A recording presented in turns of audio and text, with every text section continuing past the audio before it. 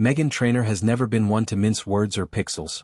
Her music pulses with the unvarnished truths of body, heart, and hustle, from the sassy swagger of All About That Bass, to the maternal musings of Timeless.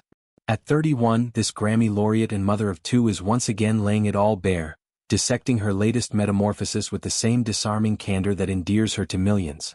In a cascade of interviews and social scrolls, Trainor unpacks her foray into weight loss medication, a breast augmentation that reclaimed her confidence, and even a Botox misadventure that left her chuckling at her own hubris.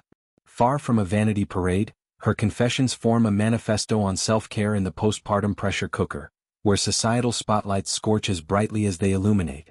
Trainor's transformation saga ignited in the sweltering summer of 2025, when a TikTok stunt, the infamous stiletto challenge, saw her teetering atop dumbbells and sky-high heels, her newly chiseled core stealing the show.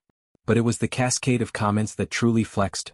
"OMG, I didn't recognize you," gushed one, while another marveled at her sleek bangs framing a face radiating renewal. Trainor, ever the clapback queen, responded with a lip sync to Megan Thee Stallion's Her, belting, "I don't care if these beachies don't like me. 'Cause like I'm pretty as fuck." This wasn't deflection, it was declaration, a fierce affirmation from a woman who's weathered body-shaming barrages since her 2014 breakout, when Bass sparked debates on feminism versus fat phobia. Delving deeper, Trainor's health pivot was no whim but a deliberate reclamation post-motherhood. Sons Riley, 4, and Barry, 2, born in 2021 and 2023 respectively to husband Daryl Sabera, the Spy Kids alum-turned-devoted dad, ushered in a season of profound joy laced with physical tolls. "I've been on a journey to be the healthiest, strongest version of myself for my kids and for me," she inscribed on Instagram in March 2025, detailing a regimen forged with a dietitian, personal trainer, and science and support. Shout out to Mounjaro. Mounjaro, a GLP-1 agonist akin to Ozempic, entered the chat after whispers from friends and physicians. "We heard more and more of our friends, and even our doctors, were on Mounjaro and Ozempic," Trainor revealed on their Workin' On It podcast in April 2025. Opting for Mounjaro's purported milder side effects, the couple commenced at the lowest dose, pairing it with 75 Hard, a rigorous 75-day protocol of dual workouts, strict nutrition and gallon-a-day hydration. The results? A seismic shift, reduced hunger pangs, sustained muscle mass, and an energy surge that transformed harried mornings into empowered strides. "We were like, we have to make sure we don't lose muscle that we worked so hard gaining all those years," Trainor explained, emphasizing balanced meals, think quinoa bowls and salmon salads, over crash diets. "And we stay in the gym, we work out, we eat right.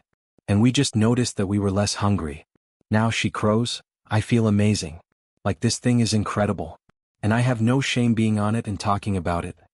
This transparency cuts through the stigma shrouding such meds, often derided as lazy shortcuts despite their efficacy for metabolic management. Trainor's advocacy normalizes them as tools in a holistic arsenal, echoing stars like Amy Schumer who've championed similar paths.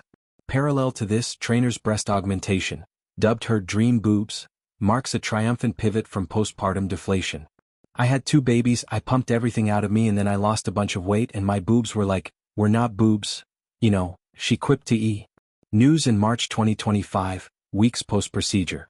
The surgery, featuring smooth silk implants designed to minimize inflammation, was a long-gestating desire. "I'm just an open book, so I was like, I'm getting my boobs done," and all the comments were so nice. All the moms were like, "Absolutely." Pre-op, she dyed her chest askance, a casualty of breastfeeding's rigors and weight flux. Post-op? Ecstasy, "I got my dream boobs and they are gorgeous. I look so good naked." On Instagram, she raved, "These breast implants are the only ones in the world with smooth silk, a surface designed to minimize inflammation so the tissue around the implant stays soft. Honestly, they look and feel amazing."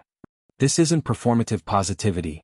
It's permission for women to curate their bodies without apology, challenging the natural-only edict in a filtered feeds era.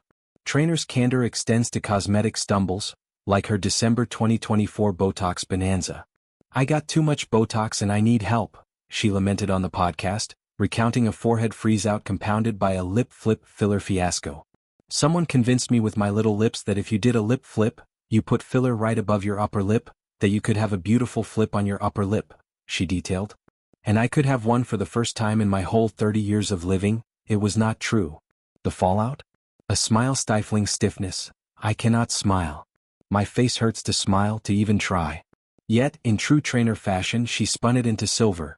A reminder that enhancements are experiments, not edicts, and laughter is the best dissolver.